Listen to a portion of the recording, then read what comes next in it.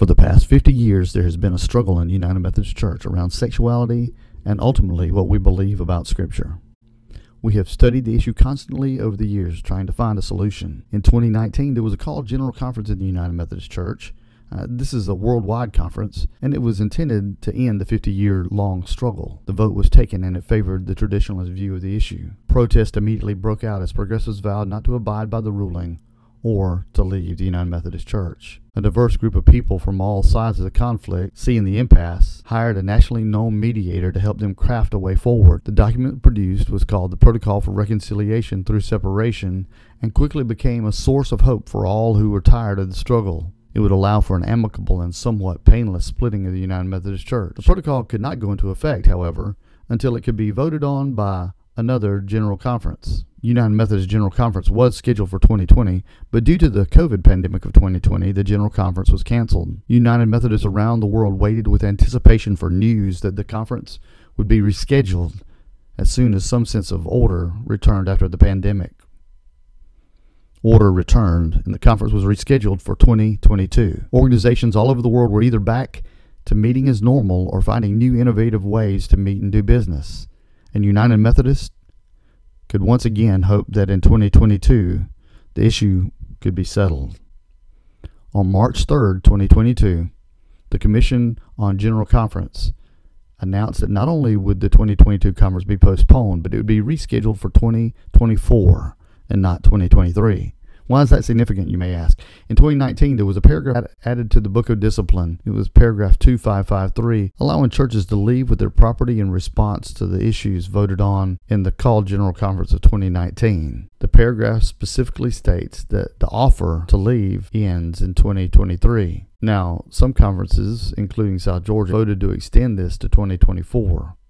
This has left many United Methodists feeling stuck. This continued stalling, while legally controlling the playing field, has become the norm for United Methodists. There are reports of bishops and district superintendents who have forbidden congregations to have meetings to discuss disaffiliation. Other congregations state that they're being kept in the dark and no information about the issue is being shared. And unfortunately, some pastors, due to self-interest or bias, are not passing along information that has been given to them. Sadly, most churches can't look to their clergy, district superintendents, or conference leaders for leadership on this issue. And this stalling was noticed by a lawyer that had helped several United Methodist churches to disaffiliate. And this is what he said. Well, these are tactics that are used by every bishop and every district superintendent in every conference in the United States. It's really a common theme that we see. The first one is basically a plea just to wait for some resolution at some time that could occur somewhere in the future. And it's really interesting if you really kind of deal and dive into this with the district superintendent or a bishop. What they'll tell you is something's going to happen at some time that's going to resolve these issues. We just want you to wait. And again, you know, the problem with that is that's the plea that's been going on for all over 50 years now. And it's not changed. It, all likelihood, will not change, in my opinion. And so we wait. We wait because we refuse to face what is coming. Or we believe that unity and the cry for unity is so strong that it can't be denied. So many churches are waiting for pastors or DSs to take the lead on this. Unfortunately, in this situation, that is not what is needed. DSs and pastors have to make a decision about what they believe and where they stand on this issue, apart from what the church decides. So that means that the church has to have a discussion in and of themselves.